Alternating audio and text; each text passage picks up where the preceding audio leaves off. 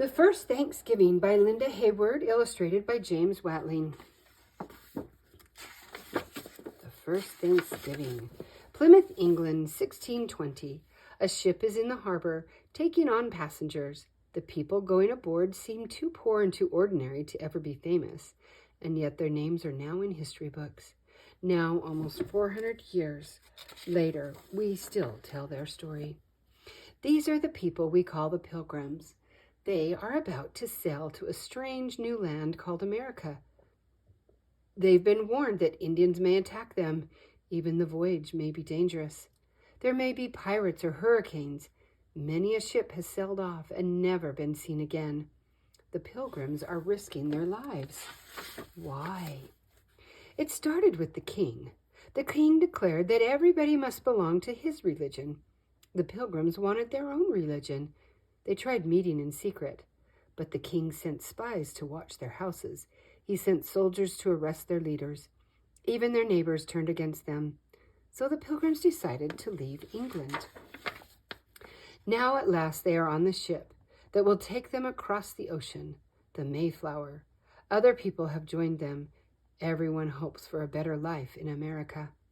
They have given up their houses. They have said goodbye to their friends. They have said goodbye to England, too. The Mayflower is on its way. The ship is crowded. There are 102 passengers in all. Most of them must stay in one stuffy place below the deck. It is cold and damp. There is no water for washing, no toilet. Every day the Pilgrims eat the same meal, pickled beef, cheese, and dry hard bread. Some of the bread is full of worms. Even the water tastes bad. Halfway across the ocean, the Mayflower is hit by terrible storms. Week after week, huge waves crash across the deck. It seems as if the small ship will break in two. But the Mayflower is still afloat. After 9 long weeks at sea, one morning a lookout spots a dark speck of land. Look at that land. Land! What a thrilling sight! They have reached their new home. The ship gets closer. The Pilgrims see a sandy beach and many trees. America looks wild and strange. Is it safe? Are Indians hiding in the forest? A search party goes ashore. The men walk along for miles and miles. Suddenly they see Indians, but the Indians are frightened and run away. The men keep exploring. They find wonderful things: corn, baskets, a spring. They take fresh water back to the ship. How sweet it tastes. Now the Pilgrims must choose a good place to live, a place with a harbor and fresh water and fields for planting. At last they find the perfect spot. Here a brook flows into the harbor.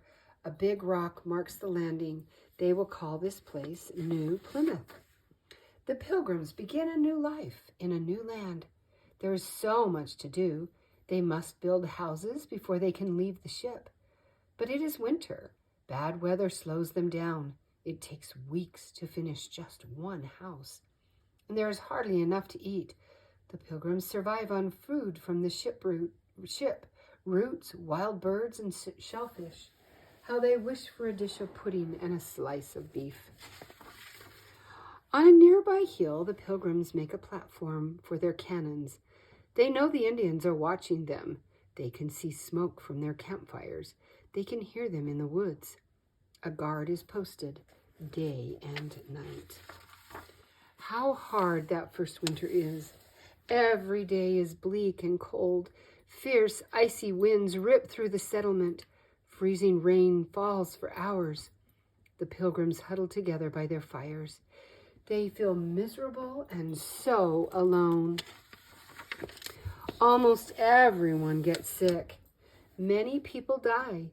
The small Pilgrim band gets smaller and smaller. By the end of winter, only half of the Pilgrims are still alive. The Pilgrims bury the dead at night in secret graves. The Indians must not know how few Pilgrims are left and how weak those few are. The long, sad winter passes and spring arrives. Indians are sighted nearby. They come closer and closer. Then one day an Indian walks right into the settlement.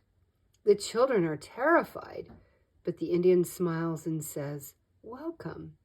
His name is Samoset. He speaks English.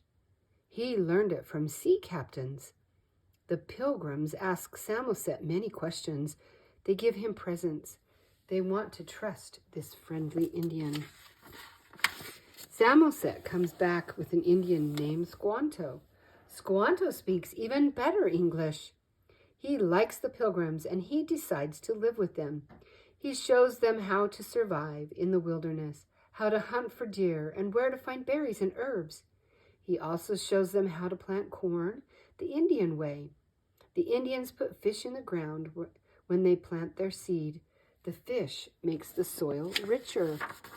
The pilgrims want to make friends with all their Indian neighbors. Squanto and Samoset tell them about an Indian king called Massasoit.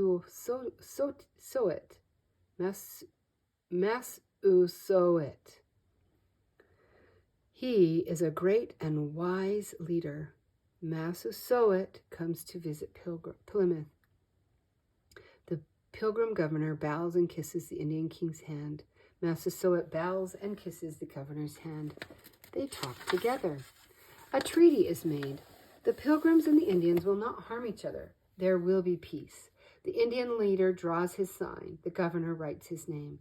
The treaty is kept for 54 years. In April, the Mayflower sails back to England. The pilgrims are sad to see it leave, but not one of them leaves with it. They all want to stay in America. The pilgrims work hard all summer. In the fall, the fields are full of good things to eat. It is a time of plenty for the pilgrims. How thankful they are. They have food and shelter and new friends, the Indians. The pilgrims decide to invite the Indians to a Thanksgiving feast. Massasoit promises to come. What a surprise. Massasoit arrives with 90 Indians. The pilgrims are worried. How can they feed so many people? But Massasoit knows what to do. He sends some men into the forest. They come back with 5 deer. Now there is enough for everyone.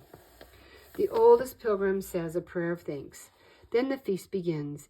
Everyone eats so much. Turkey, lobster, goose, deer meat, onions, pumpkin, cornbread, berries.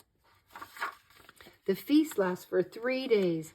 People eat and sleep, then eat again. The Indians do special dances. The pilgrim men run races. They have shooting matches. The children play games like tag and blind man's bluff. Everyone has a wonderful time. As the years go by, more people from England come to America. The little town of Plymouth gets bigger and bigger. The children of the pilgrims grow up and have children of their own, and they have harvest feasts too. In 1863, Abraham Lincoln, the President of the United States of America, makes Thanksgiving Day a national holiday. The first Thanksgiving is never forgotten. The end.